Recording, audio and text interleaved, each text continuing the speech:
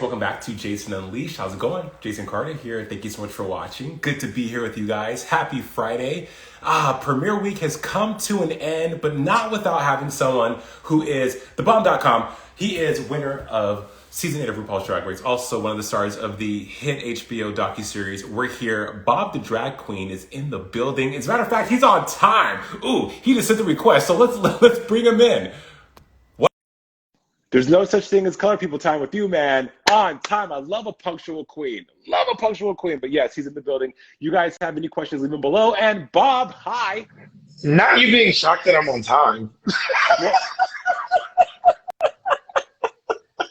Okay, here's why it's a thing, because people aren't. And also, we're on two different coasts. So, like, my 4 o'clock could be your 3:58, you know? Wait, how are you? Who's late to a Instagram? All you have to do is open your phone.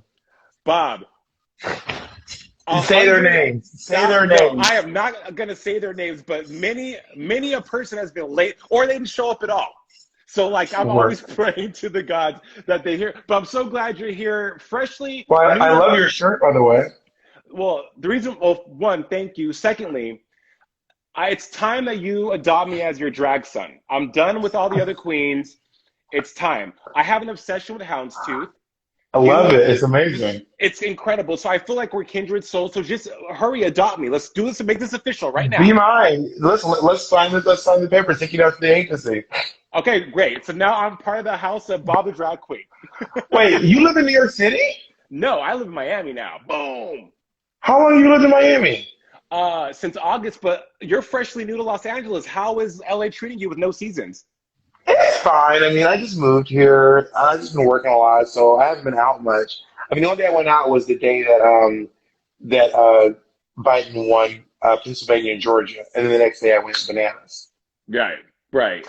I just went on the streets, coughing in people's mouths, sharing drinks, open mouth kissing strangers. I said, COVID, who is she? No kidding. We were very safe. I was wearing a mask. No, you were wearing a mask, but people forget we're in the amidst a deadly pandemic. I actually have a houndstooth mask in my car. I should have brought that shit up, but nonetheless, Bob, it's so good to see you, man. Where to begin? I'll tell you where to begin. One word, no, 2 words, maybe 4, maybe 2 words, 4 syllables. YouTube, polyamory. Today you dropped a video. Yeah, my video came out. Me and my 2 boyfriends. Yeah, and some people have known that that's the experience of your life right now, but that video really goes in depth and such an endearing. It's 1 word, by the way. Okay, well, look.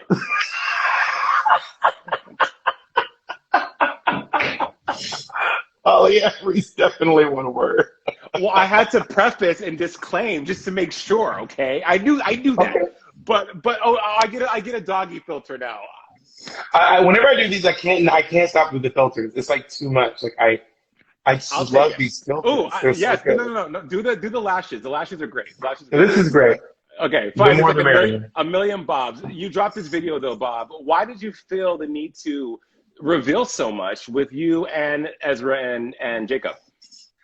Well, I didn't feel the need. I mean, it's something I get asked about a lot, and sometimes I'll talk about my partner, and then I'll be like, well, I want to, honor both my partners, let the world know that I have 2 partners, and they're both really sweet, great guys. Also, now everyone's like, no, it's so funny. Oh, hi, Franklin. Oh, it's the pit crew's out today, honey. The pit crew is up in the house tonight. Franklin from Pit Crew Canada just talked to the. He doesn't follow me. None of the other pit crews across the world follow me, so they can all kiss my ass. But continue. Well, y'all better follow this. Wait, someone must. There's no way none of the pit crew. I'm joking. Yeah, they do. No, the domestic pit crew, also the Canadian pit crew, Ming does. So yeah, okay, cool. But seriously, I watched that massive guy from the Brit crew. Matt Lester, yeah, he's awesome. He's like 6'8". He's huge. Wait, I thought he was short. No, this guy in the Brit crew, and he's massive. He's like 6 foot. He's like the tall. I think he's a ginger. Anyway, that's the point. Go ahead. I want to ask you a question. Wait, so are you still in the pit crew? Is that a secret? Yeah. It's next question. Um, well, you live in Miami, and I was like, oh my God, how can you be bigger I, from like, you have a social distance bigger? only fans. I mean, I feel like being a member of the pink crowd, it must be such an interesting. I can't even imagine it. This must be so. I mean, you've probably been on more episodes of Drag Race than any queen except RuPaul. Yeah, I'm the longest running pick. Remember, me and Michelle and Rue are the longest running cast members of Drag When did Bryce join the season pink crew? season 7. 7. Oh, well, you gotta work. I mean, I was actually shocked. Not shocked, but I guess when I realized that you were doing all these other hosting gigs, I was like, oh, Jason really out here doing like a lot of stuff. You better go off Yeah. this thing.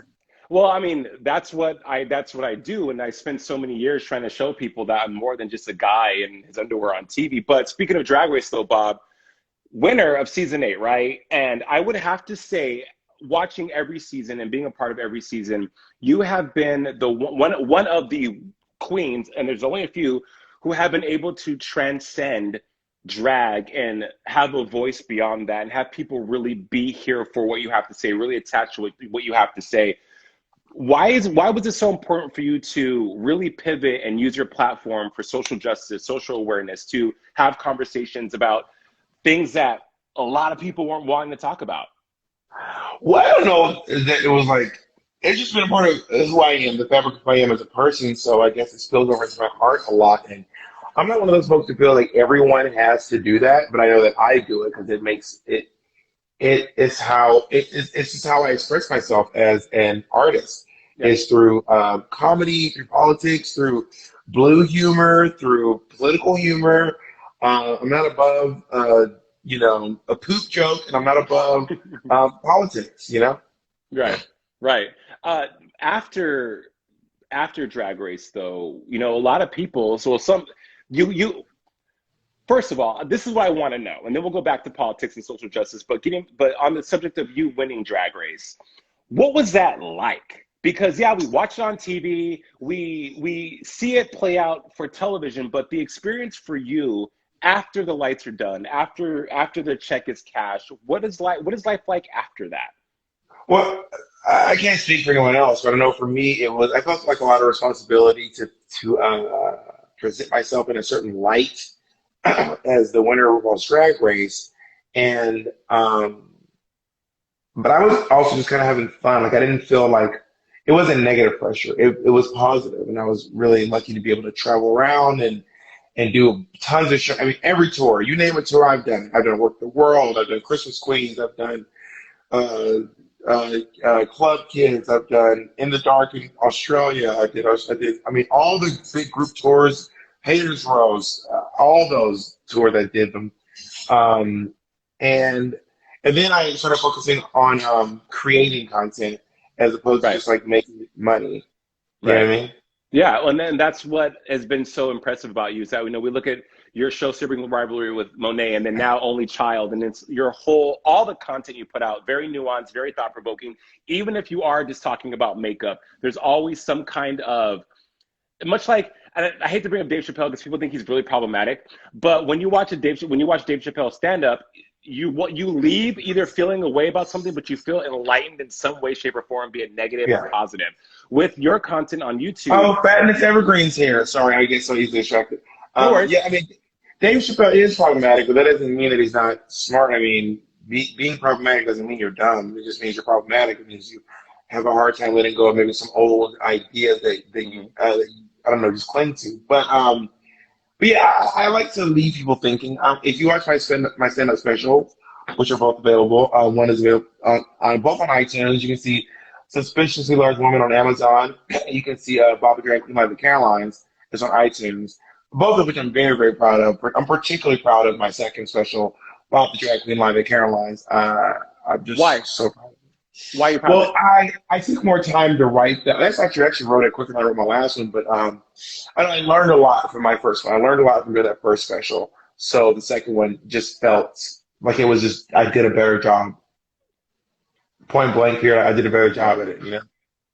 With Have you the seen this filter? Have you seen co- this filter that I, everyone? I like the Obsessive. lamest filter. What filter is that? Sepia? Wait, it's no, it's supposed to. You look the same. No, it's supposed to. Listen, I'm old trying to figure out these filters. All right, go ahead. Sorry. See how easily distracted I am? I'm so easily distracted. Well, LA will do that to you. And okay, so you just said you're old, but I'm not you old. I'm not old. I'm actually very young.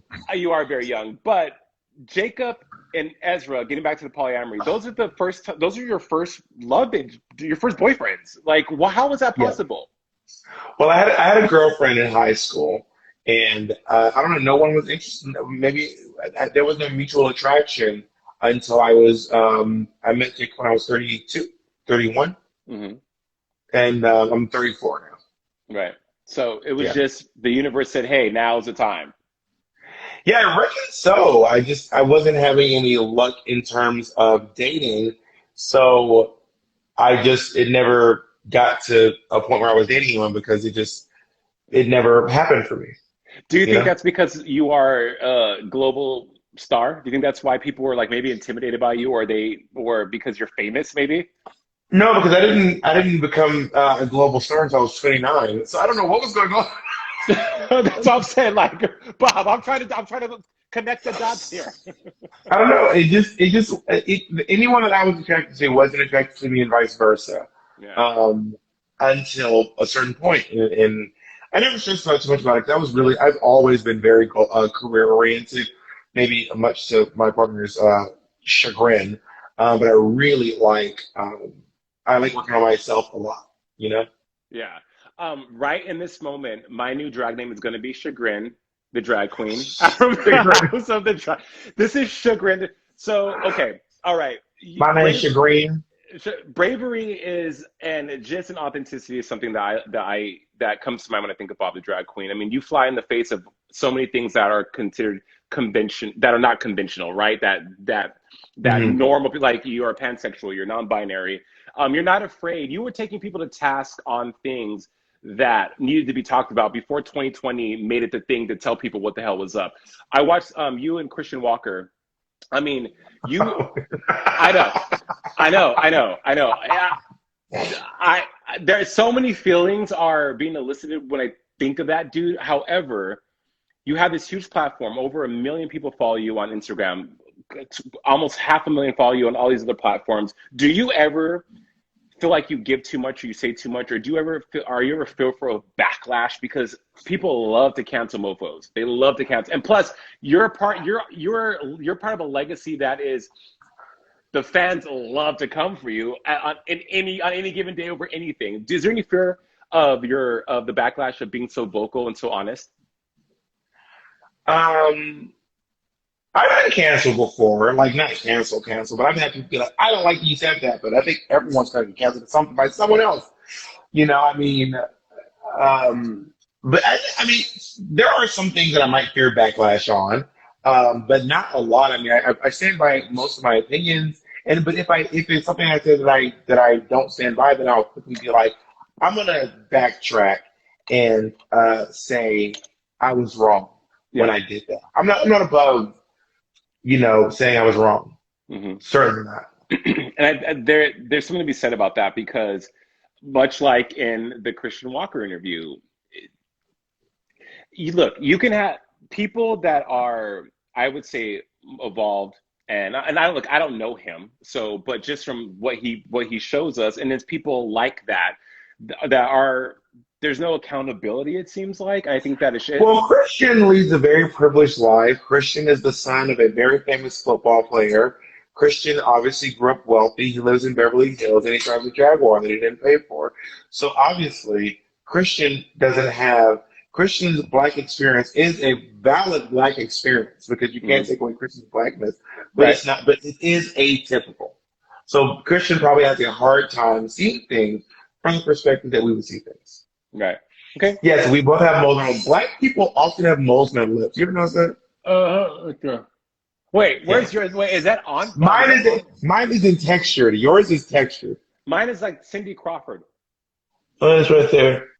And I and I and my later in life, I got freckles on my nose. Well, I have them all right here too, Bob. See, again, we're fat. Look, every reason why I need to be House of the Dragon. Fam, House of the Dragon. where you from? You're not from LA. No, it's from LA. No, I'm from Albuquerque, New Mexico. Oh, meth capital of the world. Okay, so I've never met a meth addict ever. And Breaking Bad is a You flawed. lived in Los Angeles and you've never met a meth addict? Bitch, I know you just lied. Well, I You've live been on Drag Race since season 7 and you've never met a meth addict? Bitch, I know you lied. First of all, it was season 3, Bob. Oh, since it's already brung. All right, so you got a couple of meth addicts. Let me end this live real quick.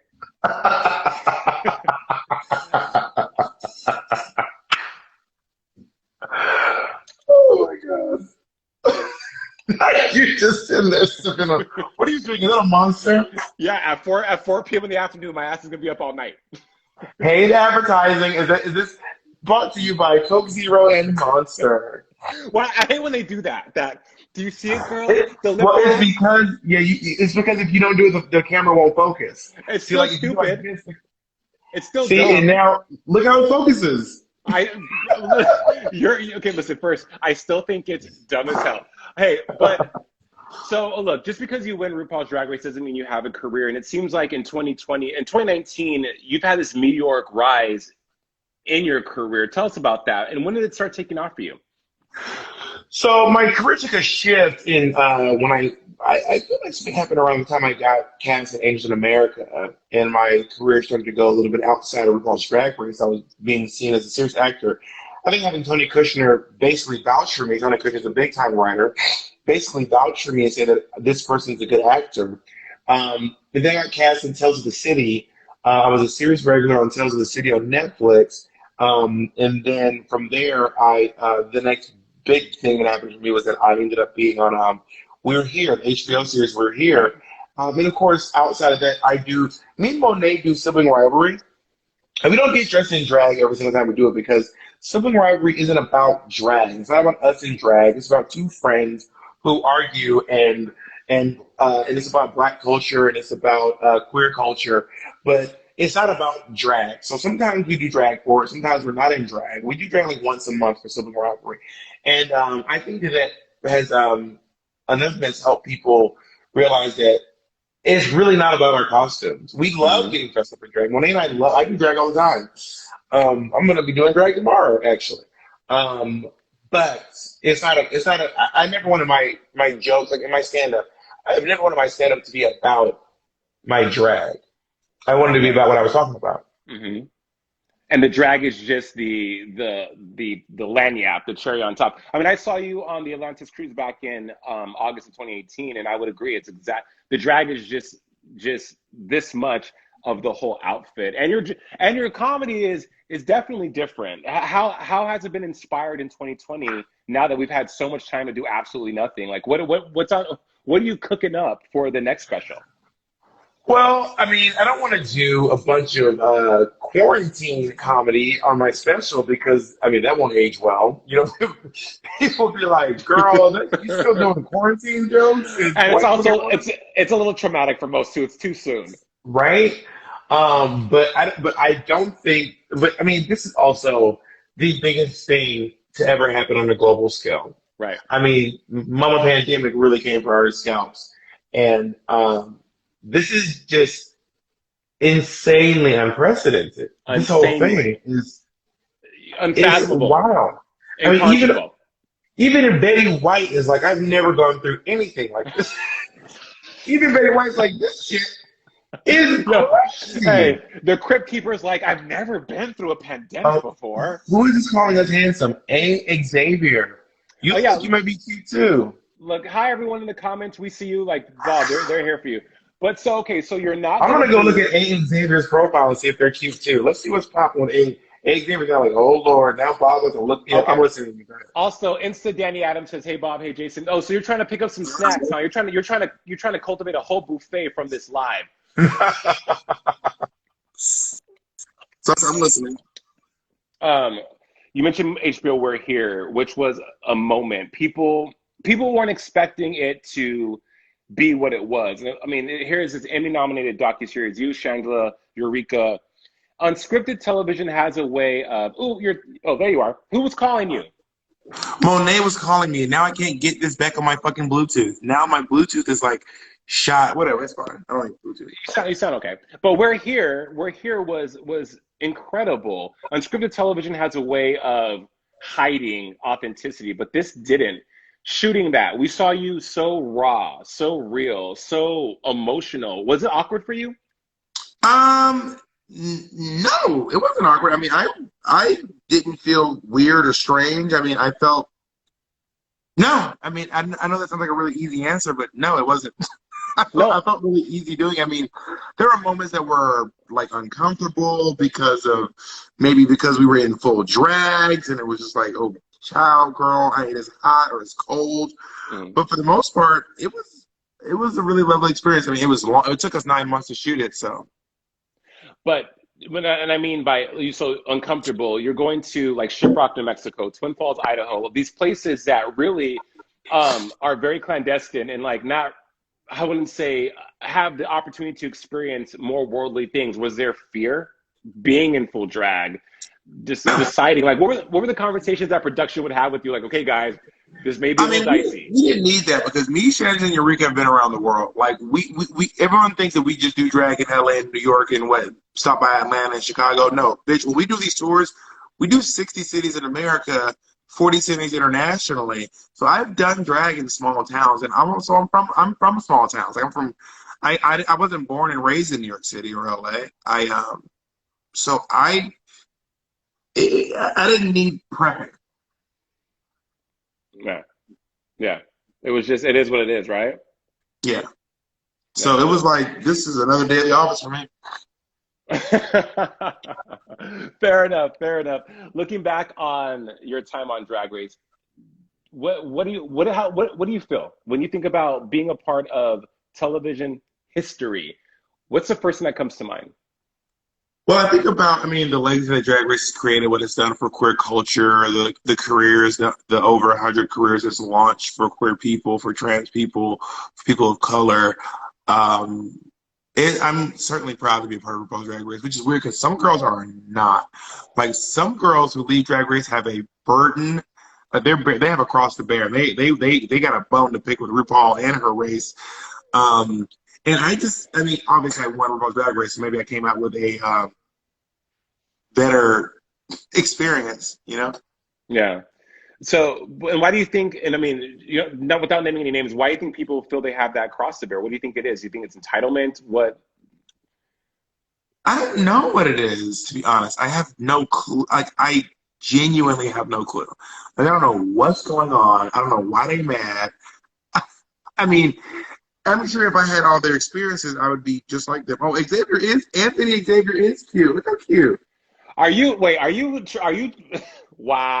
Was that on Grindr? Oh, wait, no, you whipped out another phone to go and look for some snacks. This is an iPad. It's not another phone. Phone, it's all, well, that's a really expensive iPad. So you got coins. When you're Bob the Drag Queen. Mary, look at my cracked ass broken iPad. But that's the new one. That's the iPad Pro, like X, the $2,000 one. I'm over here with the iPad. But I broke it. So am I really nailing it? Getting back to we're here. Season 2 has been announced. Yeah. Yeah, we are going to be putting season 2 and everyone's excited about Xavier. And now everyone's excited about this cute guy. I've caused the stir in the and not this picture. Salacious. Oh, wait, is that a happy trail? Salacious. Oh my goodness. I'm a married man, and you have 2 men. What are you doing? Salacious. All right, I'm done. Sorry, what was I saying? I got sidetracked. What was I saying? We're here, season 2. It's happening. Yeah, I'm so excited about that. Let's see. Who knows what times we're going to do this time? And after his election, child, mama, child. Girl. All right. Well, see, I'm pretty sure HBO has you one of these like really crazy, like heavy NDAs. You probably can't talk about what season 2 is gonna entail. But if it's anything like season 1, I'm sure it's gonna be Emmy nominated again. Compelling television for sure. Me and you shared the love for a quote that I think has been resonating with a lot of people, and that is we are our ancestors' wildest dream.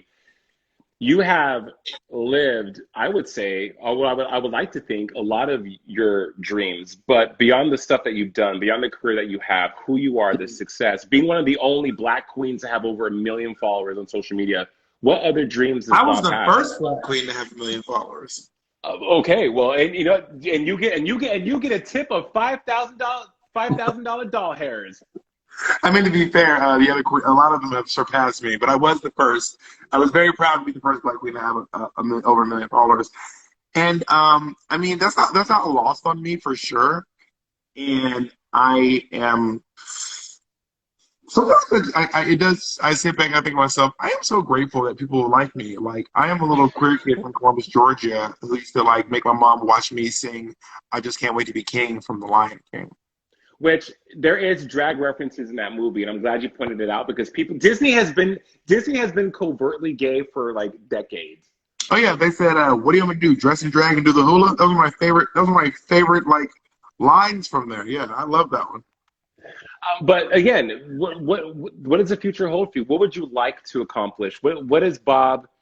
You know, people have definitive goals and moments that they want to see, like, boom, I've reached the pinnacle. For you, what are some of those moments? Well, I don't know that I have a end game. I don't have an end game. Like, I'm not like, once I do this, I'm out. But I know that I know that at the end of my career, when it's all said and done, and they're giving me some award, or maybe when I die and they play a reel of all the stuff I've done, I would like for it to be a large body of work that has helped people feel seen, and that they'd be able to be like, wow, Bob helped a lot of people. Yeah. That's what I would like.